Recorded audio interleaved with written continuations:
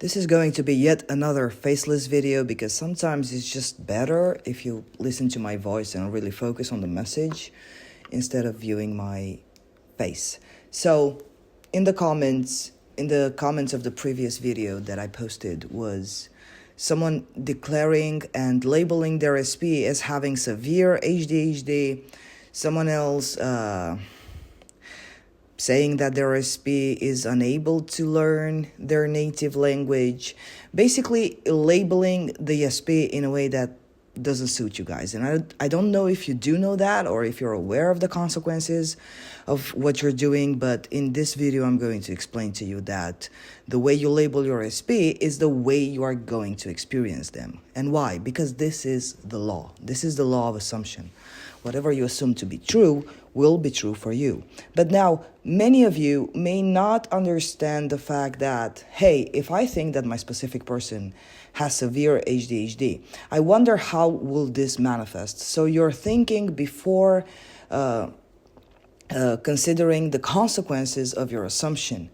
While many might be new to manifestation or advanced in manifestation, this is not an excuse for you not to observe your thoughts, to observe what you're thinking and what you're declaring. Now, you are always putting yourself in an experience. You are always defining the experience that you are going to have in your 3D reality. But where do those thoughts of your SP come, or of your situation, of your money? I'm not only talking about SP, I'm talking about money, health, or other relationships, right? Not only specific peoples, but also parents, friends, etc. Well, they stem from the image that you have about yourself. When you start, like in the other comment, it was very obvious that I'm not going, like, he doesn't even know of my existence. How can I even expect him to learn my native language? Well, first of all, when you start manifesting someone or something consciously, you first start setting the solid foundation of you being the only thinker. And then when you understand and accept the fact that you're the only thinker, then you're going to proceed into giving the commands, approaching the right assumptions, making the right decisions, etc., etc.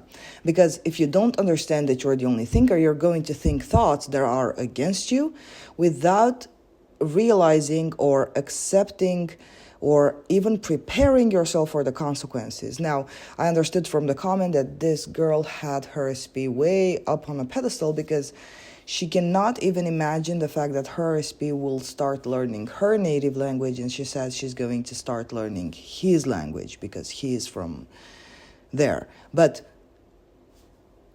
when you view your world from the status of being, you know what, I'm in charge, I'm the boss, I'm not going to be some employee, because many of you don't actually behave as the boss, but you behave as the employee to please the illusion of another, to put yourself below, to put yourself under someone.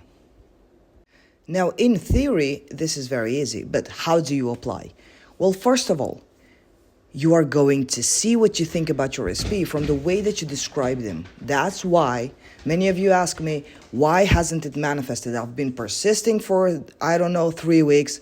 I've been living in the end for how long, but I got a shitty circumstance. Well, are you aware of the conversation that you have, of the labeling that you have of them? You can persist all you want, but if then you go ahead and you describe your SP to me as an avoidant, as someone that has severe ADHD, well, why would you do that? It wouldn't be smart for you to declare them or to label them as ADHD. What ADHD? This was an invented concept. It was a manifested concept in your world. It's something that you labeled him, but you can label him the opposite. You can say he doesn't have ADHD. But many of you don't understand that you're setting yourself for failure through your speech. So that's why I've titled this video as you should watch your mouth when you label something or a situation. You can label a situation as incurable disease. Well, when you say incurable and you're using this big word, this definite word, like it's so dangerous, the incurable disease, well, it's going to be harder. When you perceive the disease as being incurable, it's going to be harder for you to really accept the fact that it can disappear in a second, because you're treating it as a big deal. You're treating it as impossible. That's why many times, even if you persist, you still have a different attitude towards it. Like, I'm trying to manifest $10 million, for example. Let's just say $10 million. Well, if you approach and you have the attitude that $10 million, it's such a huge amount of money, and you're treating it as if it is your boss, as if it is higher, above you, bigger than you. Of course that you can say all you want, I'm a millionaire. You're not going to be able to manifest the $10 million. I'm sorry. You're not. Because even if you manifest them, you're going to manifest them right out of your reality in an instant. You're going to be able to manifest them, but you're not going to be able to keep them. Because if you constantly pursue, beg, and this is pursuing and begging is not in the 3D, like pursuing, which is obviously not advised. Like, don't do that. But even pursuing in your attitude, you have the attitude of the pursuer. You're willing to do 10,000 techniques just so you can get a text message from them. You're willing to, affirm 5,000 times a day. Like, your life doesn't matter anymore. You don't matter anymore. The only thing that matters is your manifestation. But to be honest, your manifestation doesn't provide you with anything. You were fine before you even had the desire. You're going to be fine after. Many of you think, oh, it's my desire. I'm going to be happy only until I'll manifest that person or that job or that money. Well, before you even had the desire, weren't you happy? Of course you were, because the desire was not there. Lack was not presented to you. But now that lack was presented to you through a desire, this doesn't make it an excuse for you to treat it as if it's a divine gift. Because it's not. It's you giving it to yourself. If anything, you are divine. So watch your mouth. See how you label. Just for a week, or let's just do this a week challenge. And I know other people have done it before on YouTube, but I really don't give a fuck. So just sit and perceive your thoughts, observe your thoughts, see where your mind goes. What is your opinion about your SP? And then sit with yourself and ask yourself, is this really what I like to assume? Like, is this, if I assume he has ADHD, well, he's going to have ADHD. If I assume he doesn't have ADHD, then he's not going to have ADHD. Is this an experience that I want? People are not like this. They never were. You created them to be like this.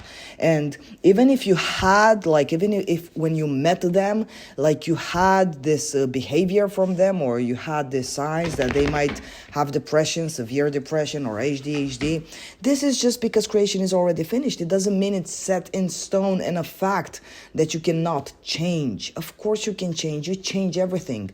But you have to understand that you have the power to change it. And how do you change it? You start assuming differently. Okay? Watch your mouth. See how you perceive your situation, how you describe your situation to yourself, to your friends, to I don't know to whom, for SP, money, whatever. Stop treating manifestation like it's a fucking big deal, because it's not. You're doing it all the time. And stop chasing this ideas that you think are so big and so huge. They're not. They're actually your manifestations.